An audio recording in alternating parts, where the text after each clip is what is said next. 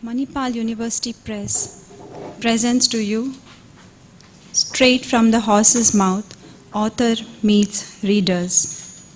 We have with us Professor Srinivas Varakhedi, author of the book, The Path of Proofs, Pramana Paddhati of Sri Jayatirtha. Sir, I request you to please take your seat on the dais. Dr. Inita Inamdar will introduce today's guest to us and welcome the gathering. Good afternoon, ladies and gentlemen. We continue with the series of author-reader interaction today on this auspicious day of Ram Navami. And also, interestingly, we are releasing a book on Ramayana today. We're very, very pleased with that. Very important for us is that today we are bringing to you the first author of the first book of Manipal University Press.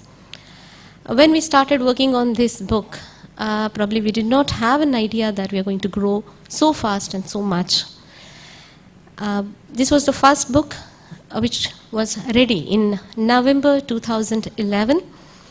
On November 22nd, we released it in Delhi. And unfortunately, on that day we did not have author with us because it was released in a conference organized by the delegation of European Union to India. It was released by the ambassador of Poland. And so we thought of actually releasing it again here, but then that did not happen because the book started selling very well and very quickly, followed by a very good review in the Hindu on this. And it's been doing very well with around 700 copies already sold. So as soon as we cross a little more, probably we will also think of coming with the second edition of the book. So it was very engaging to work with Professor Varakhedi because we started with this book only as a translation of the work Pramana Paddhati. Professor Varakhedi, I should speak a little about him. He is also on the advisory board of Dvaita Philosophy Resource Center that we have, and has been guiding the Dvaita Philosophy Resource Center. He took up the translation of Pramana Paddhati.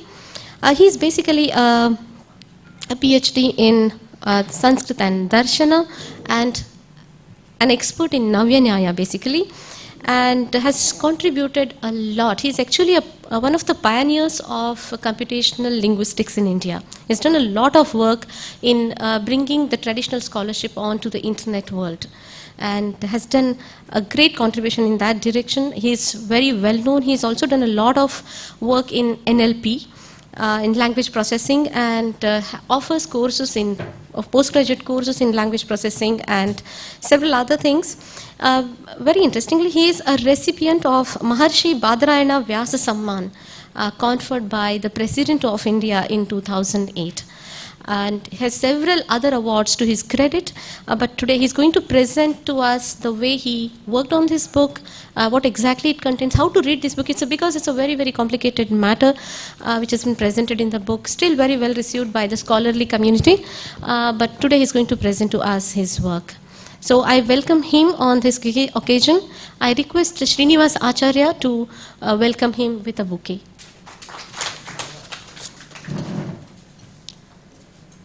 I know there are many scholars and other readers of this particular book who are present online for this particular program. I welcome all of them. I also welcome all the audience present here. A special welcome to Mrs. Veena Srinivas, who designed the cover page for the next book, that is Ramayana, which has come. Our authors, other authors are present, our copy editors are present, people who are on our editorial board, they are present. So I welcome each one of you for this program. Thank you. Namaskar to everybody.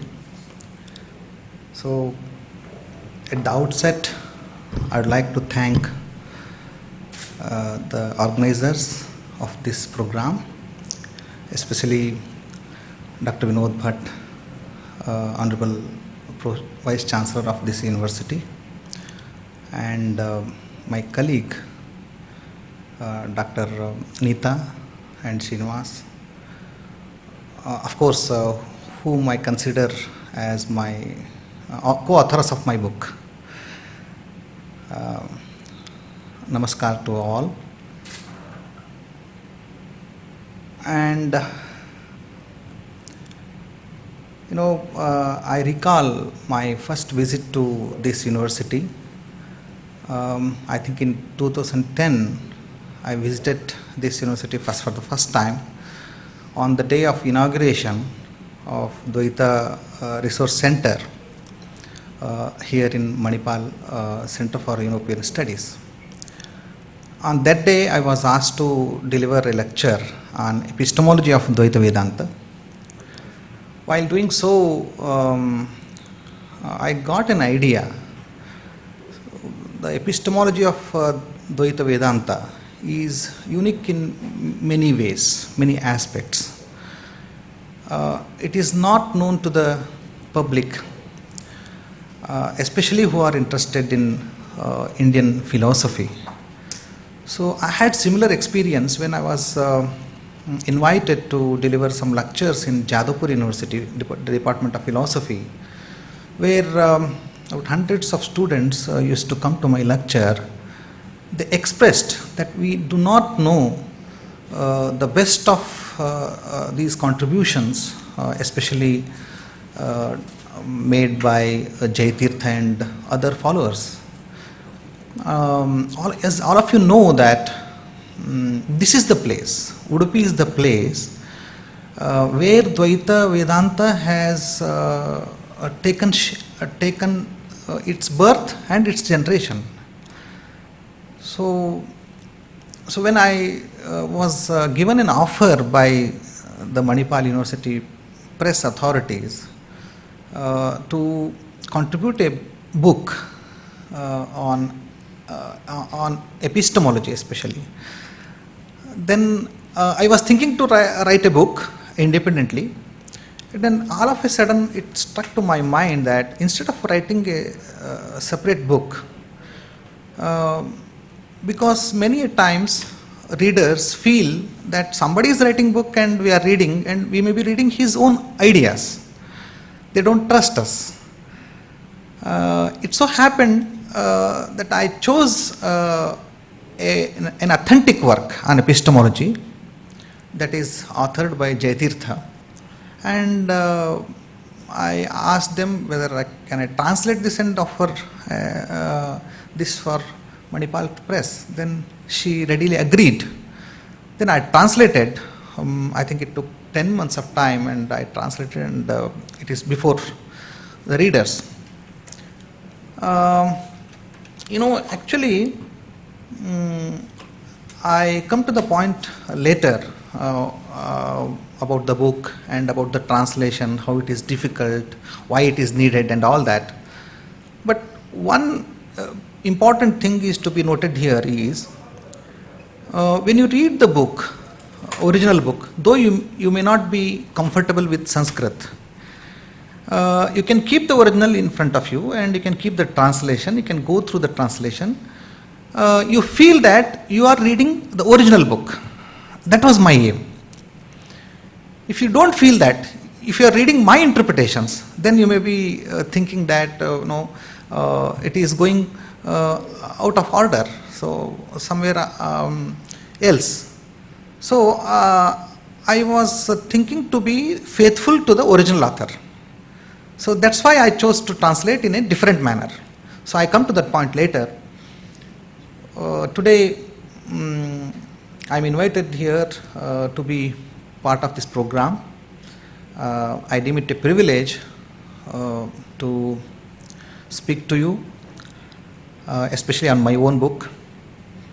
And of course it is after reading book, many readers gave me feedback, valuable suggestions for improvement.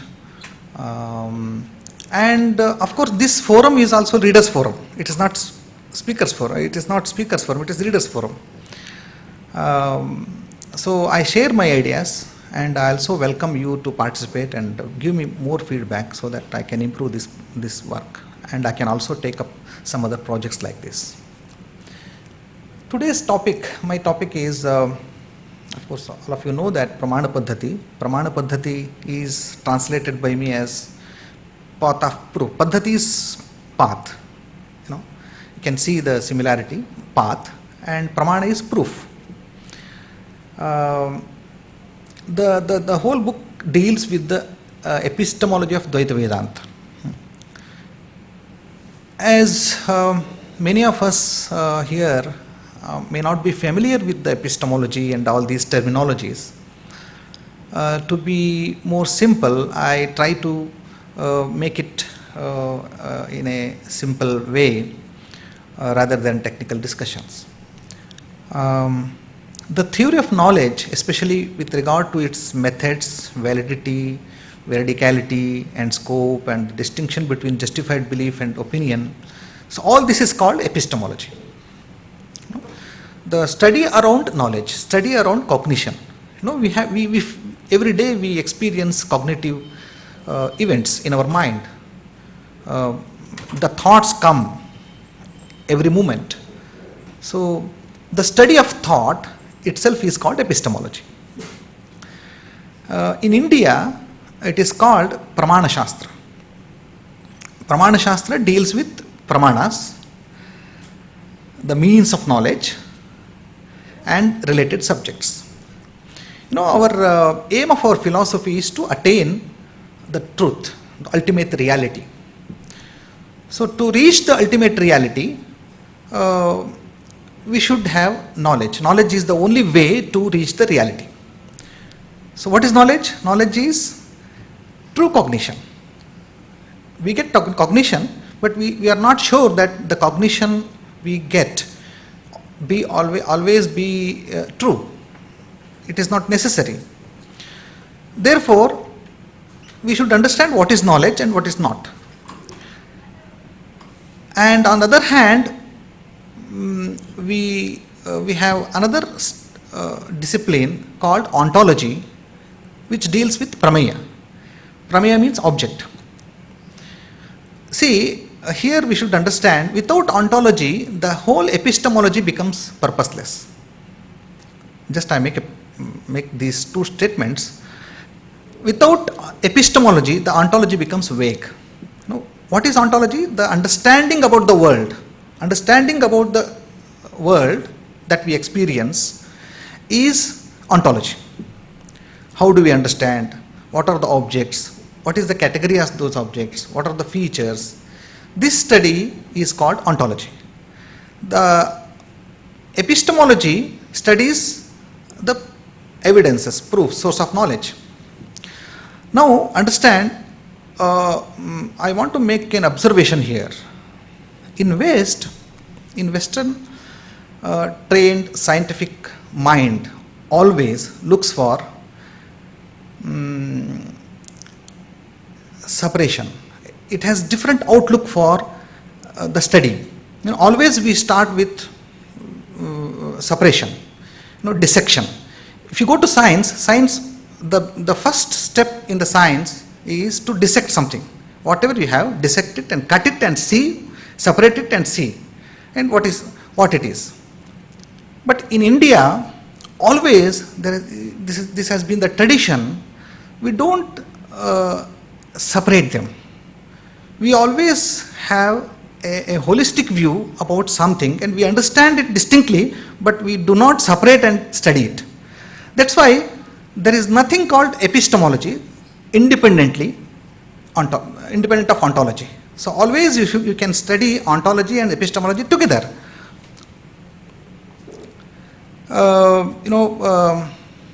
It's very interesting to note that Kalidasa says, Vagartha viva samprukto vagartha pratipattaye. The vak and artha, the word and world cannot be separated. The word and meaning, the language and content, the syntax and semantics cannot be separated. Form and content, if you separate them, you may get some power to deal with it, but the whole purpose of your study becomes vague, becomes useless, purposeless. The holistic view gives us some different strength through which we can reach the reality.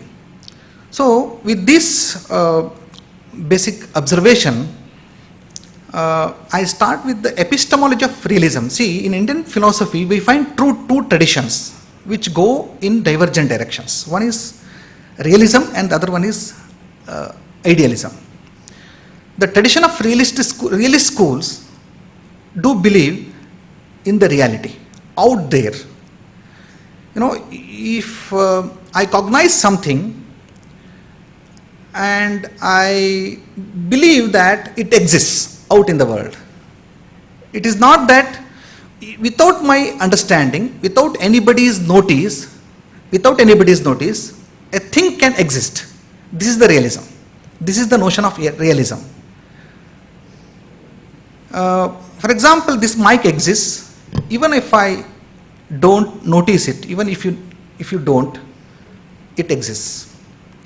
But idealist schools opine, they maintain that mic exists only when I see. If I see, mic exists. If I don't see, mic does not exist. See, these two different the traditions go in divergent directions. Therefore, their ontologies are different, and the epistemological systems based on those ontologies will also differ. This we should note.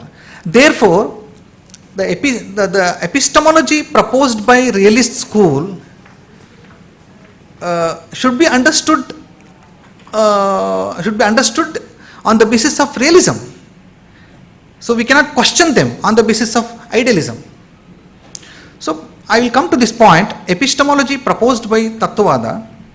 Tattvada is a realist school propounded by Acharya Madhva. The core tenet of Tattvada is the world is real. See, one interesting point is to be noted here. Knowledge, what we call knowledge. What is knowledge? Knowledge is true cognition. If I get, see, today, this is the book. This book exists here. My cognition is true because when I verify it, the book exists. I feel, I touch, I read, I can use it. Therefore, this relation of my cognition and the reality is to be understood in terms of knowledge.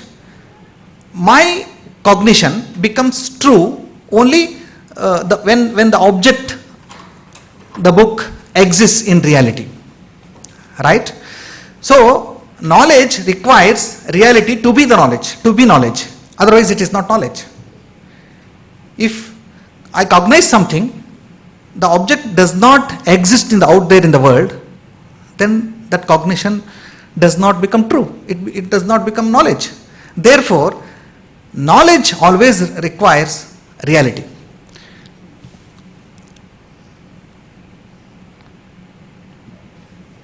So I explained this. Hence, a right treatment of epistemology is possible when it is studied along with the ontology.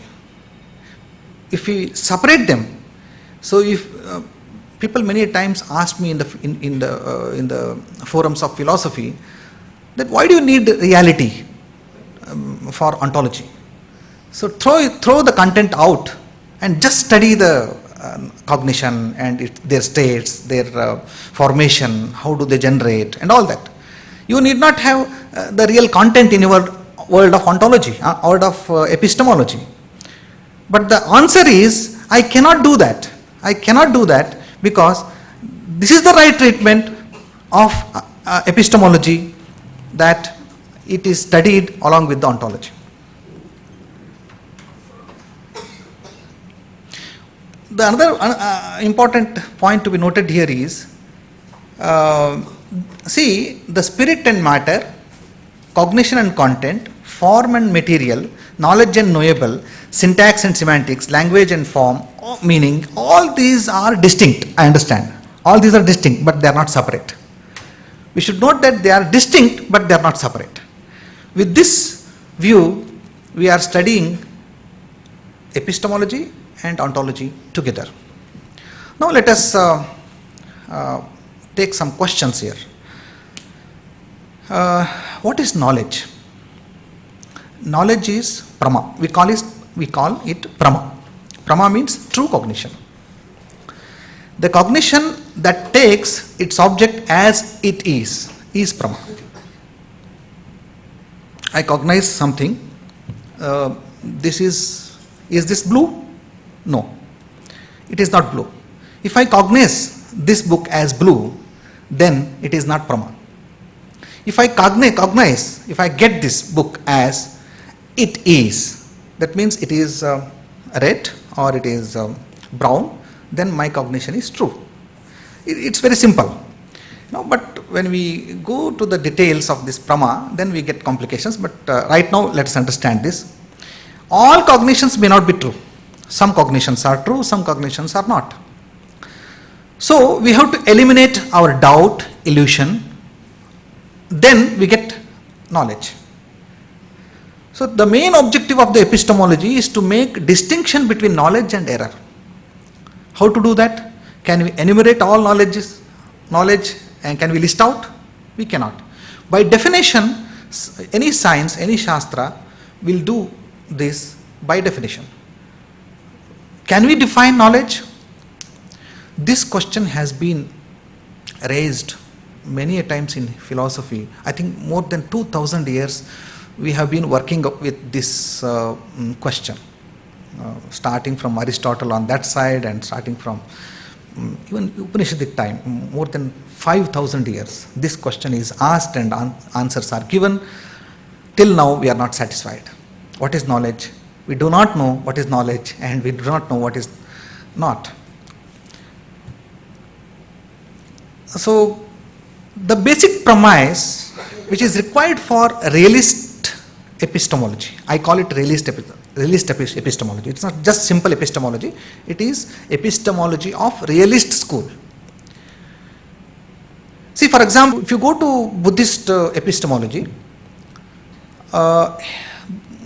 Buddhists say that any cognition, any perceptual cognition is considered as aprama. You cannot treat it as knowledge. Why? Whatever you see, it is false. Because it is only maya, or it is just an illusion. The word is illusion. Word outside is illusion. And your cognition cannot be considered as prama. Therefore, idealists start with aprama. For them, every perceptual perceptual cognitions are not prama. But for realist schools, this is somewhat different. We should see the basic premise they start with. Actually, if we see the books, we don't get this, but to give an idea to the common reader, I propose this theory. See, for example, nobody can deny his own existence. All inquiries, maybe philosophical or any other inquiries, start with a set of beliefs about the existence of the self. For example, I know that I am. I know that I am. This proves I exist. This proves I exist. I also know that I am distinct from all external world, therefore I exist and there is a world outside. These two are realities. So hence, without all our philosophical inquiries originate from this point. So according to me, Dvaita philosophy starts with this I and ends with here, ends with this Sakshi. They call it as Sakshi. This is one of the prominent notions contributed by Dvaita Vedanta. See, without I cannot start with any inquiry, and all my hunt for reality, my questions for reality, my inquiries about reality, and my inquiries about the reliability of the cognition ends in my feelings. For example, if I see, today I see a book here, or I see some water in this bottle. So as soon as I get thirst, I see this is water. How do I know this is water? I get cognition, but I'm not sure this is water. When I take this bottle and taste the water, then I confirm, because my feeling confirms that this is water. Therefore, the query and the end of this query will be in one point, that is Sakshi. And I have to be very brief because the talk cannot be elaborative one here. In this book, Pramana Paddhati, Pramanas are taken as theme, main theme, and the classifications are done. Authors defines Pramana and their classifications. I don't go to details. There are three means for knowledge. One is Pratyaksha, perception, and the second one is Anumana, inference, and Agama. Agama is verbal testimony. As I said, Pratyaksha is denied by Buddhists. They take Anumana, and some others deny Anumana and they take Pratyaksha only. But here we can see Pratyaksha is considered, Anumana is inference is also considered as secondary source of knowledge, and Agama is also considered. Agama is Shabda. Shabda is considered as a separate, distinct source of knowledge. Agama need not be understood by, it is just Vedas. Vedas are also Pramana, but even our any word, any sentence uttered by a reliable person is called Shabda. One interesting point I would like to make here and conclude my lecture. For example, Smriti. How many senses are considered in Dvaita Vedanta? Normally, we think that for perception we need 5 sense organs. 5 sense organs. It is common understanding. Philosophy adds one more, that is Manas. Manas is added. Okay? We have 6. Dvaita Vedanta adds one more, that is Sakshi. That is Sakshi, self. So we have 7 sense organs. And very interestingly, if we see the whole history of Indian tradition, Indian philosophical tradition, Smriti means recollection. Today I am sitting here, I recollect my experience in the classroom. So I saw this person in yesterday's my classroom. Okay, so this recollection is not considered as experience. No, they consider cognition is of 2 types. One is experience, other one is recollection. There are 2 types of cognitions. One is experience, other one is Smriti. Now, Tattvavada school considered Smriti in the category of experience. How come? Is it experience? Smriti is experience? Yes, Smriti is experience. How to prove this? You know, Smriti is generated by the memory traces, sanskara. If I get some experience, then experience generates some memory traces in my mind. After some time, when memory traces are taken up, then automatically I get recollection, Smriti. But when I recollect something, I don't recollect as it was experienced. For example, when I experience something, I see this is water. And when I recollect something, I experience that it was water. See the difference.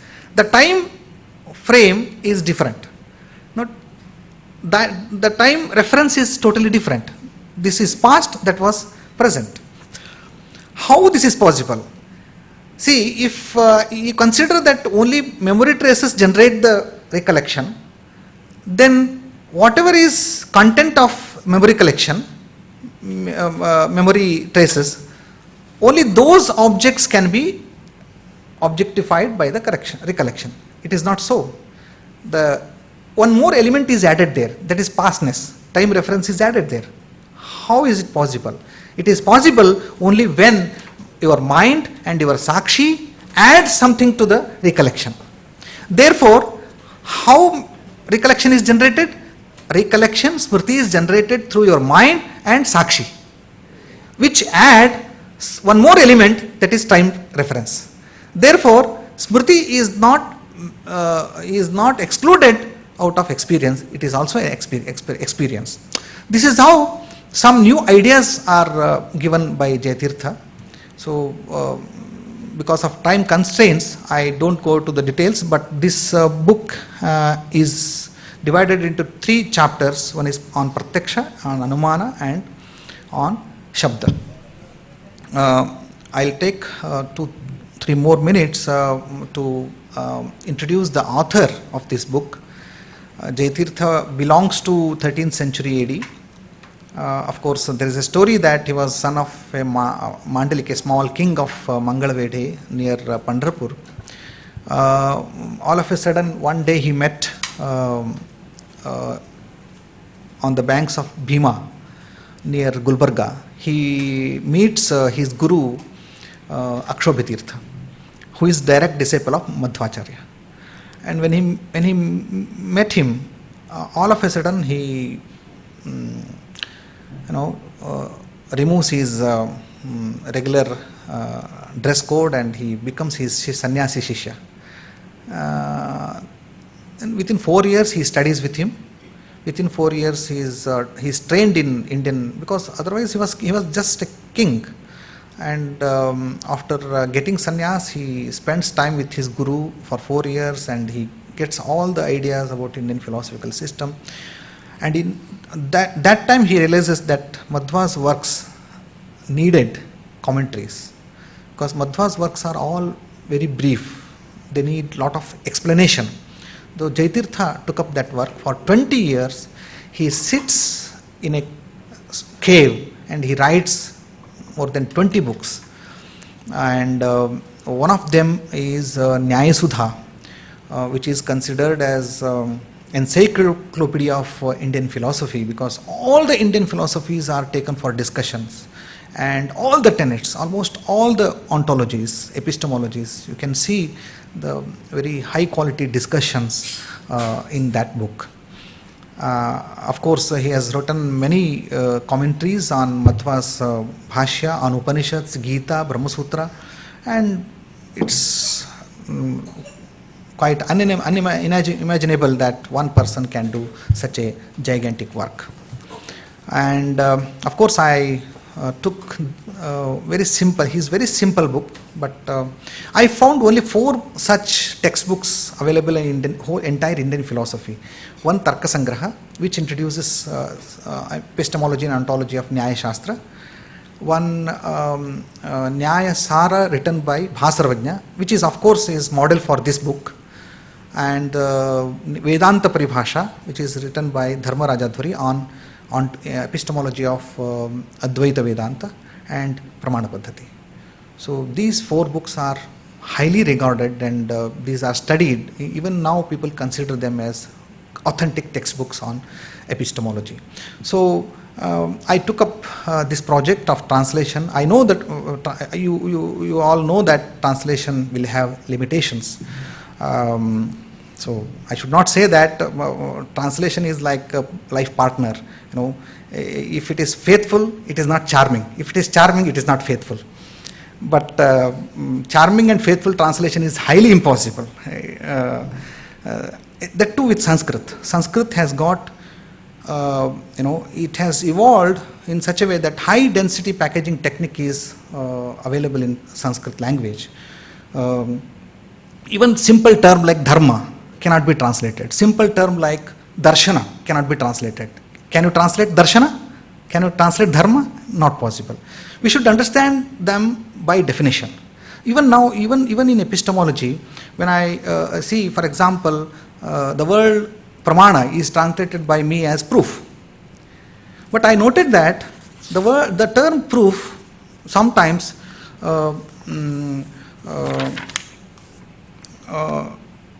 misleading, because in mathematics proof is used in very strict sense, very strict sense, that it can be proved in the case of rational knowledge, yes, national knowledge, and with respect to the formal and necessary truth. But in the case of factual or material truth and empirical knowledge, the proof of mathematics cannot be applied. Therefore, here the word proof cannot be understood in the context of, as it is understood in the context of mathematics. Rather, it should be understood in the different sense that verifies the factual truth. The factual truth. I take another example.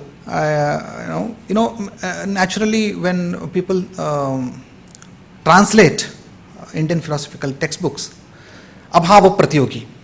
Abhava is negation. Pratyogi means its counterpart. So they translated counter positive of negation, something like that. Counter positive of negation. No, people feel it very absurd. No, they don't feel it. Therefore, what I did is I simplified those terms. I tried to make it simplify as abhava pratyogi is nothing but absentee. Absentee, because it is absent, therefore it is absentee. So similarly, I have tried translation for many technical terms, and I have also tried to give definitions. And the basic methodology used by me is anusarana, mirror translation method. So direct and mirror translation method. Therefore, readers can read this book with all faith.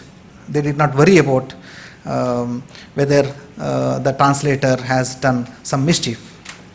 So I know this edition has got some limitations. It requires much more explanatory notes, so many explanatory notes, but I don't. I consider them as shortcomings of this edition. Many readers suggested that, and definitely it is my responsibility to add some more explanatory notes to the content. And of course, as I said, mirror translation method employed here will be helpful to the readers to get the meaning of original text line by line, line by line. Readers can access the original text with less effort in Sanskrit language. But one caution, once please study the text with a guru, then to memorize it, to understand and to make it familiar, you can use this translation. In conclusion, I say that I have got an ambition while translating this book that I could translate in my life Nyaya Sudha of Jaitirtha, which runs about 600 pages. Almost, it's a gigantic project of that could be taken up by a team. I got courage to spell this with the encouragement received by the translation of Pramana Paddhati. Of course, I am thankful to the authorities of this institution, and they are with me. If readers are with me, definitely I will take up this project and find the day of publication. Thank you very much. I know that I have taken in excess of 10 minutes. Audience, like if they have any questions, 5 minutes question and answer interaction. Any questions? Thank you, sir, for a very enlightening speech. And your book is a very valuable addition for our source of knowledge. I don't know whether it's even a doubt, but I'm humbly submitting a question in my mind. I have been reading about the concept of henotheism, a sort of a midway between monotheism and polytheism practiced by various religions. And I find that the world has much to learn from the Dvaita philosophy in this context. I don't know whether exactly this issue is addressed in the Pramana Paddhati, but probably you could enlighten us on this. Thank you. This issue is not taken up in Pramana Paddhati because Pramana Paddhati introduces the basics of epistemology and some discussions to some extent. It is written for in one sense it is listened for novice people. So therefore such discussions are taken in Nyaya Sudha. That's what I can say right now. But this is very interesting that you noted the one point that the Dvaita philosophy can contribute to this new concept. Definitely I'll look into this. Thanks. Sir, this Sri Madhvacharya's philosophy is called, whether it is Dvaita philosophy or Tattva philosophy. How is it? I personally call it, not only I, many scholars call this as Tattvada philosophy. But Dvaita philosophy is, I think this term is very new term, very recently. But if you look at our tradition, always Dvaiti refers to Sankhya, because they are the first Dvaitins, Sankhya, because they propose the duality. In Shankara's Bhashya, always Dvaiti means not the Dvaitis, because Madhvacharya came later. But before that, there were Dvaitins, many Dvaitins. No? Nyaya Shastra, sometimes Nyaya, sometimes Sankhya. So I think Madhvacharya's proposal was different. He proposed Tattvada philosophy rather than Dvaita philosophy, because Dvaita philosophy was existing. It was not new. Tattvada was new for the world.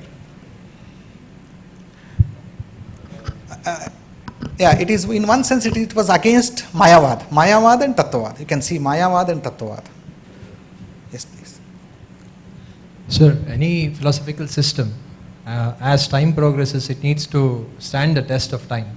So I think we have this advantage here that the definitions and elucidations given in explanation of illusion, etc., every issue dealt with, it stands the test of the experimental rigor of current scientific paradigm.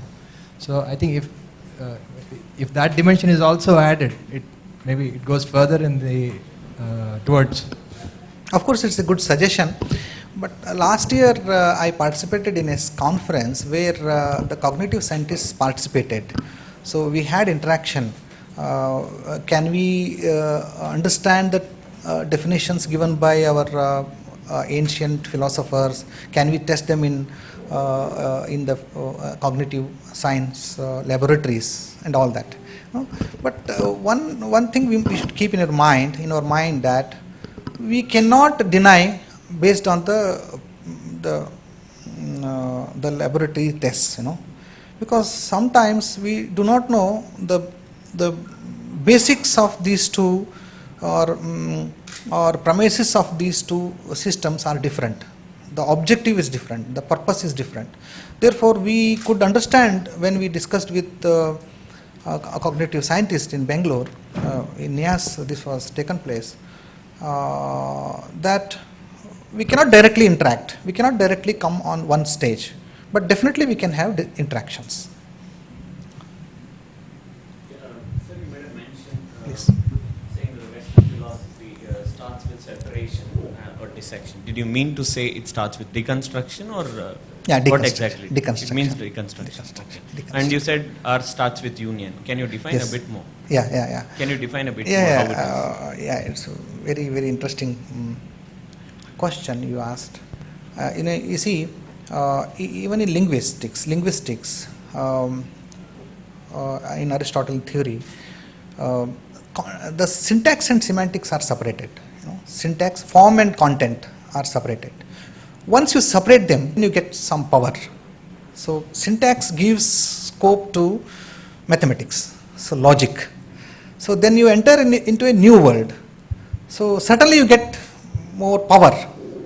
That's why today we have computers. Because of that, the contribution of separation is computers. But it has got some limitations. After certain level, you cannot go beyond that. But always Indian philosophers, they knew the idea of computation. They had the idea of computation, but they did not use for their understanding of the world. For example, if you go to Panini, in Paninian system, you find it is completely automata, and he uses all the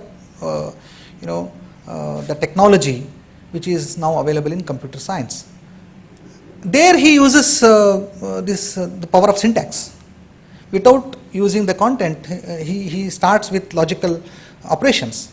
That is possible, that is always possible, but not in the philosophy, because philosophy, the aim of philosophy itself is to understand the reality.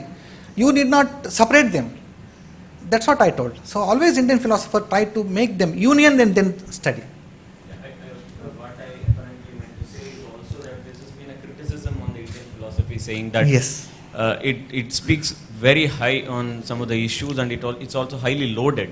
Whereas in the question of deconstruction, the advantage is that it gives, maybe it has a limitation, maybe at a point of time it stops, but at least still there it gives a clarity for the reader.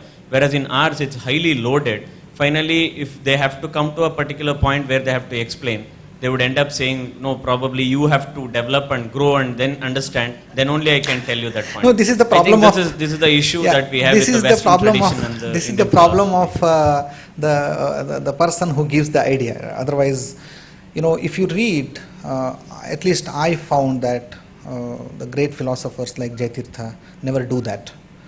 They know that what is ontology and what is epistemology, the limitations of them, and how to union them, how to make them separate. Very clear understanding we have got. Otherwise, Panini would have not used the logical structure for his operations. Panini knew that. Indian philosophers knew that.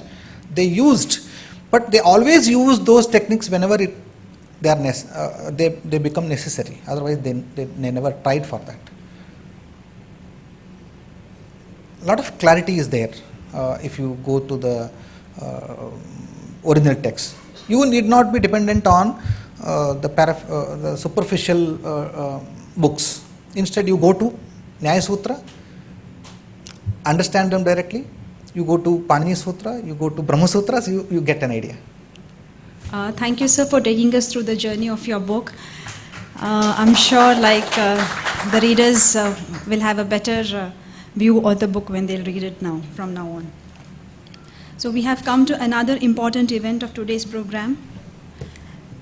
Manipal University Press is releasing its 15th publication, authored by Dr. Mangalam R. Parameswaran, the Ramayana of Valmiki.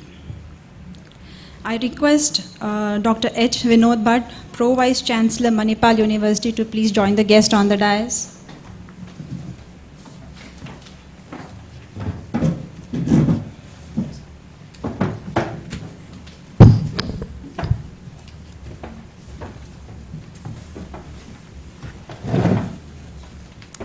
A quick note about the author.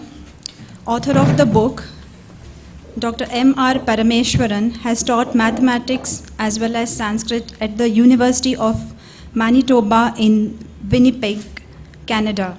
His earlier work, Studies in Sri Vaishnavism, has been well received by academic scholars and by Sri Vaishnavas as well. Professor, one.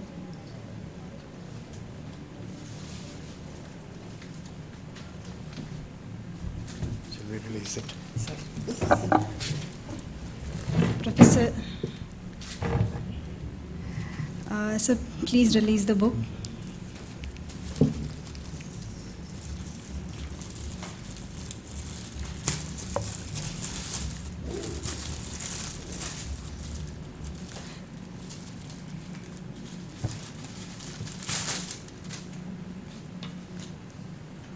Haida Janubahum Dhritasharadanusham Baddha Padmasanastam Pitam Vaso Vasanam Navakamaladalas Spardhinetram Prasannam Vamam Karuda Sita Mukakamalamila Lochanam Niradhabam Nana Lankara Deeptam Dadatamarujata Mandalam Ramachandram.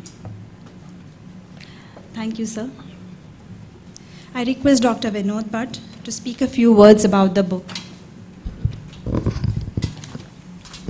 Professor Varkedi, Dr. Nitai Namdar, Professor Rajgopal, Veena Srinivas, Malini Prabhu, Mr. Kamath, Prabhakar Shastri, Savita, my next author, Ramit,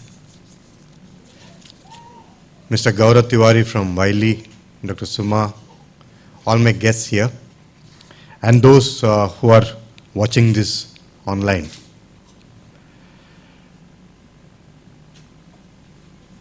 We had a deadline for the release of this book, and that was Ram Navami.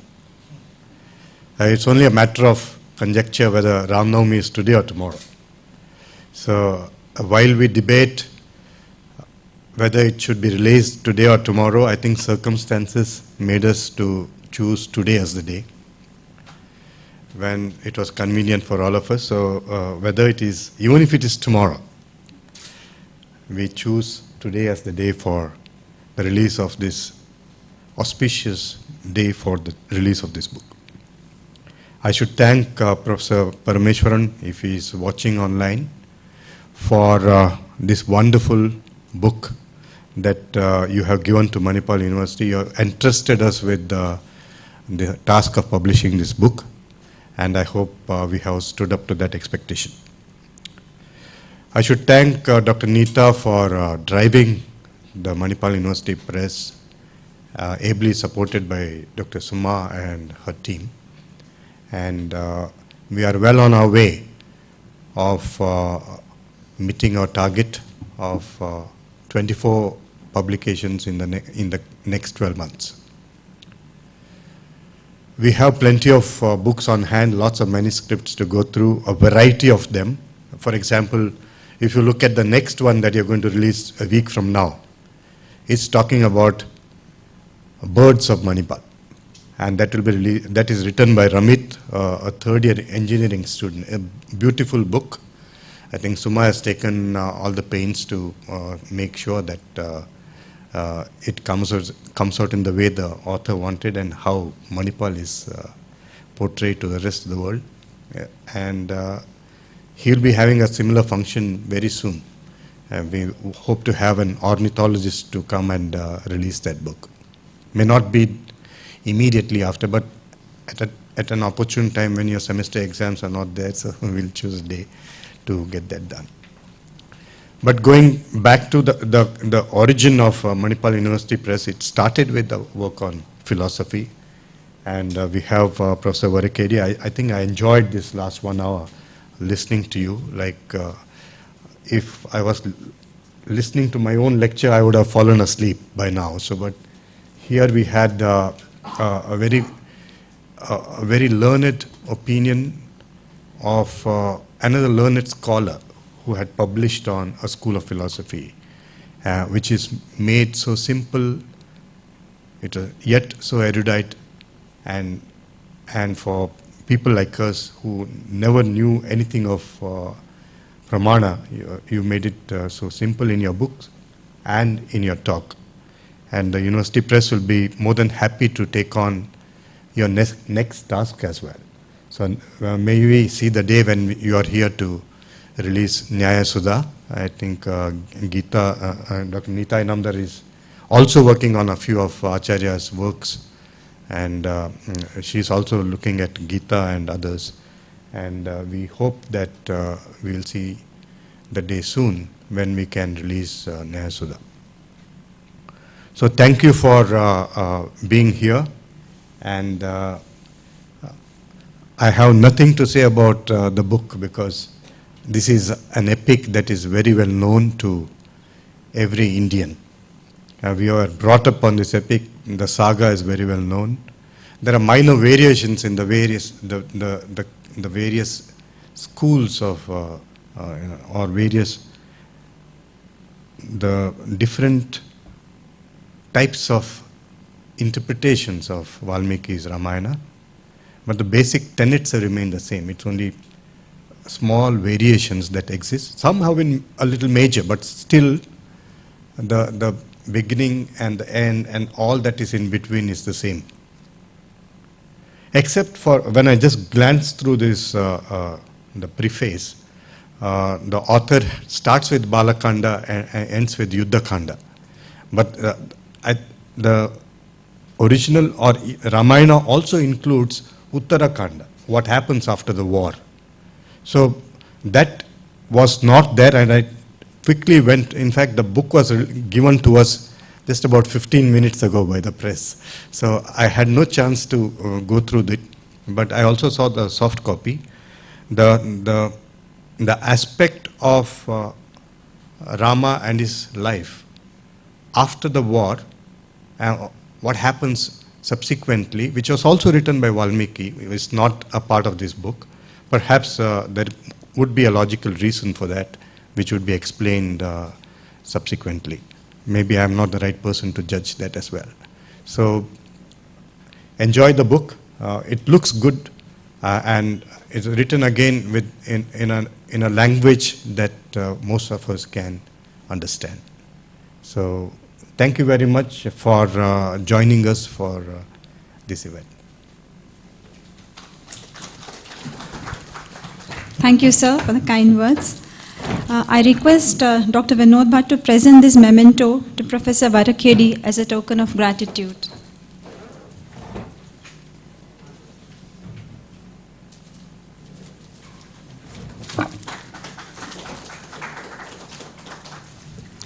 We take this, thank you, sir. We take this opportunity to thank a few people on this occasion. We would like to give them a complimentary copy of the newly released book. As I call upon the names, I request them to please come over and receive this compliment. I request Professor Srinivas Varakedi to give away the books to them. Mrs. Veena Srinivas, for allowing us to use her painting as the cover page for the book, The Ramayana of Valmiki.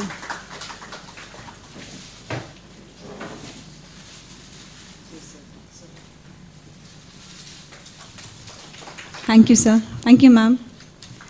Mr. Prabhakar Shastri for designing our website of Manipal University Press.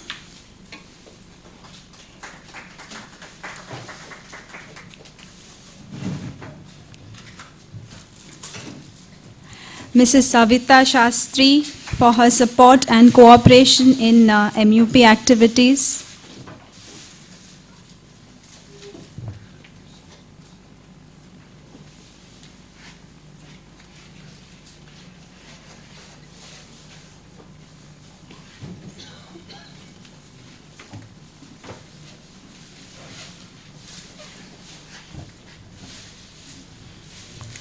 I request Dr. Vinod Bhatt to give away a copy of the book to Mr. Srinivas Acharya, who is the lead copy editor for the book.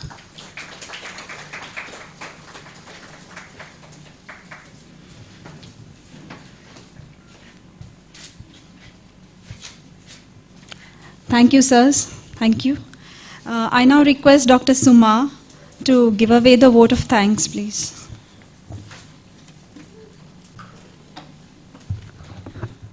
That brings us to the end of a very engaging session.